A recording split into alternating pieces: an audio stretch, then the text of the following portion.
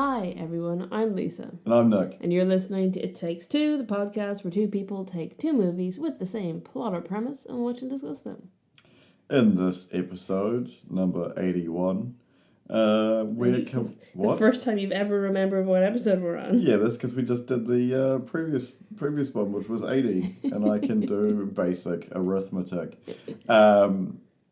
Superheroes without superpowers. It's Super and Kick-Ass, both from 2010, which is interesting. Yeah, they're twin films. Yeah. Proper twin films. Proper twin films. It's about time. It's the first one we've done. No. We've done many twin films. Yeah. These are both movies about, like, regular people deciding to dress up in costume and fight crime badly. Shut up, crime! Shut up, crime. Obviously, spoilers for every episode, and including this one. Yes. This one's not special. It will be spoiled. Hmm. Both these movies, obviously the motivation of the characters are different. One is a teenager who's just like... Why has no one ever decided to do this? And the other one's Rainn Wilson, and he's lost his beautiful wife to Kevin Bacon, which isn't... You're going to say his mind. That too. The tone of these movies are both kind of silly, and there's a little bit of reality in both of them, but they are both sub-reality movies. Yeah, definitely sub-reality. A lot of violence. I think when I saw them originally, back around 2010, I don't think I saw either of these in cinema, but, you know, whenever I did see them, I think I liked Super more, but... Rewatching it really doesn't sit well with me. And it's mainly that one scene. You know what scene I'm talking about. Yeah, we'll get to that scene later. Okay. Unless you want to talk about it now. I mean, we can if we want to talk totally out of order, but it's up to you. No, you can do whatever you want. Okay. I mean, a little bit of a trigger warning here for sexual assault and rape. Super has a scene that plays the rape of a man for laughs. Yeah, like most movies do. I mean, no, most movies don't have a scene where I'm saying that, like, when it happens, it's always for comical effect. Like, it shouldn't be. I think the boys towed a line with it in the recent season. I'm not going to go into details of that because I don't want to spoil The Boys for people, but there is a scene that to some extent is supposed to be comical, but also is showing, like, tenseness and also how, you know, how devoid they are of you know, how far they've gone into this journey that, like, literally they will accept any horrible shit happening. Yeah. And I think, you know, just that didn't hit me as strongly as this one. Whereas in Super, it's very much a joke that this guy is getting sexually assaulted by a 22-year-old, and that, like, he literally gets raped by her. That's what happens. And what really pisses me off about it, I mean, I think it's terrible to begin with, because obviously, you know, there is a huge kind of stigmatization around talking about the sexual assault and rape of men. You know, and it's something that's trivialized and something that, like, people will say, you know, doesn't happen. But it does happen, and it's just as serious as the sexual assault or rape of anyone else. But it's the fact that they play this scene for laughs, like it's a joke that this guy is getting raped. And then immediately after that, they're going to try and save his wife, and they up the stakes by implying she's going to get raped. Yeah. And it's like, oh, this is serious now because this woman is going to get raped. Yeah. And it's like, but you just showed a man getting raped. You showed it on screen and said it was funny. And now you're like, oh, but now things are different because it's really serious because this woman is going to get raped. Yeah. And that just really, I think, removed any credit I could give to the movie. Fair. I mean, anything good about that movie, I think, was overwritten by that decision. Yeah. Which is unfortunate. It's also... obviously, you know, it's been 14 years. Yeah. But in saying that, I don't think still, it's like, changed that much. No. I think people, I don't think, like, because I was going to say it's aged badly, but actually I don't think a lot of people would agree that it's aged badly, because I think it's, people are still putting that kind of shit in It's, things. I had to quickly Google it because I couldn't remember the title, because there's been a few movies with, days in them. That doesn't make any sense out of context. 40 Days and 40 Nights is a romantic comedy I saw, I don't know, remember when, early 2000s, it came out in 2002. Right. And it has a very similar scene in it, and it's sort of just glossed over for the whole movie. Like, it comes, like, in third act, but you're just like, for those who haven't seen that movie, I'm not going to spoil it for you, but yeah. It's supposed to be a romantic comedy about a guy who's getting laid so much that getting laid doesn't mean anything to me, so he got, to him, that he gives up sex for 40 days and 40 nights. Right. And it's just like a bunch of shenanigans that happen because he's like, I can't remember the guy, he's been in a few things. He's in Sin City, he was in Bruce Willis. 30 Days of Night, which is why I had to look it up. Oh, right. Josh Hartnett. Oh, okay. He plays the main guy. Right. But yeah. Yeah, there's a weird amount of comedies, because, I mean, Super is a comedy. Yeah, it's definitely a black comedy. Yeah, I mean, it's not like a lighthearted comedy by any manner of means, but there's a weird amount of comedies that are like, haha, it's so funny when a man gets sexually assaulted. Yeah. And it's like, it's not. No. Can we just stop doing that? It's also the gay being used as a slur in both movies. In both movies, yeah. Movies also, they both use the R slur. Yeah. Yeah, there's I mean, Elliot Page's character in Super is like, I think the character of Libby was supposed to be like wet dream fantasy for teenage boys, because she just talks like a teenage boy on the internet in the 2000s. Yeah. You know what I mean? Like, that's her whole thing, is that like, oh, she's a girl who works in a comic shop and she's into comics and she's into superhero stuff and she loves violence and she's so un-PC and she uses gay as a slur and she uses, there's other, I can't even remember what other language she used, but like, her whole opening, like, intro, how she speaks. Yeah. Was very like dude bro, and it was like, oh, this is like, this was trying to get the attention of like teenage boys at the time who are going to be like, oh my god, she's just like one of us, she's so cool. It's also the overly weirdly quirky reverse of that, because Rainn Wilson plays the convenience store guy in Juno. Yeah. And his dialogue is bizarre. In Juno? In Juno. Yeah. It's funny because it's not hurtful, but like, it's still very weird. Yeah, it's I'm gonna go straight into my. We're doing things all backwards here today, folks. I'm gonna go straight into Usually my trivia it's me stuff. trying to derail shit. But it's just because you're talking about that. So Rainn Wilson. So this movie is made by James Gunn, famous for doing Guardians of the Galaxy, etc., etc. James Gunn used to be married to Jenna Fisher, who is. I've never watched The Office. Pam on The Office, The American Office. Okay. And he asked her to read over the script. They were not, I think they were divorced already at this point, but they were friends.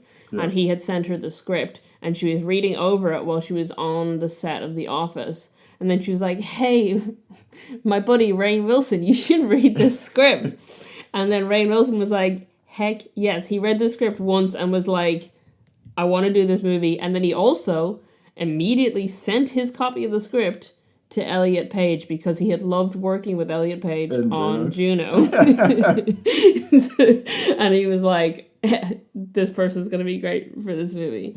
So it was very much a like, friend of a friend situation that they ended up both being in it, which I thought was kind of funny. Super is a little bit more deranged as a movie than Kick-Ass? Yeah, because Kick-Ass is like... Kick-Ass feels more mainstream. Yeah. I mean, I know they were both trying to go kind of out there, indie, weird superhero thing. Yeah. I know this was right at the like, beginning of MCU. Yeah. Because it's 2 years after Iron Man and The Incredible Hulk. I think Thor came out around this time. Was it 2009 or 2010? Anyway, it was right at the beginning of the MCU happening, so superhero movies were just coming back. Yeah. And then both these movies came out. But definitely Kick-Ass feels more mainstream. Yeah.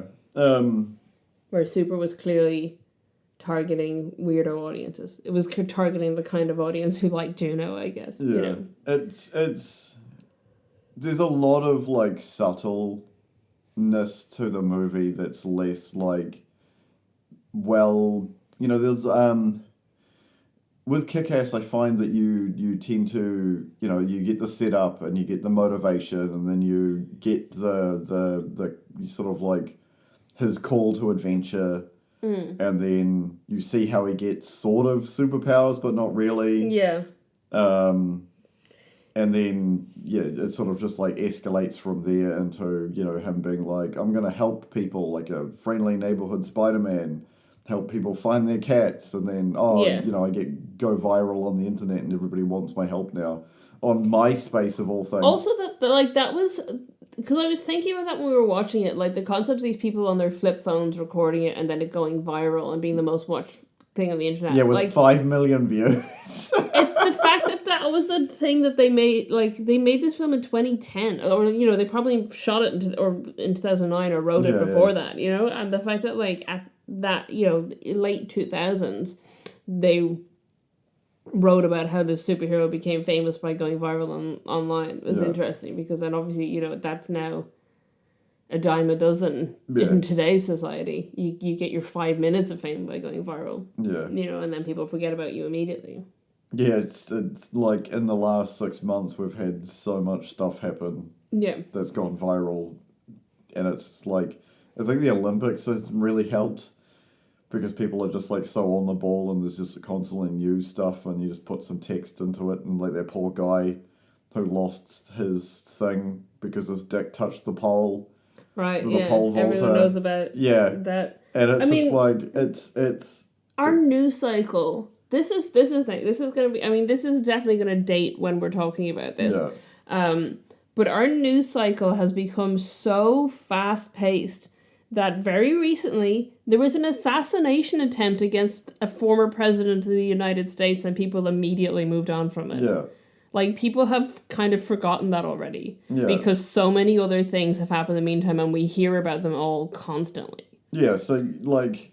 I'm not even a person who is paying as much attention to the news as other people are. Yeah. And it's just like, whoop, it's gone.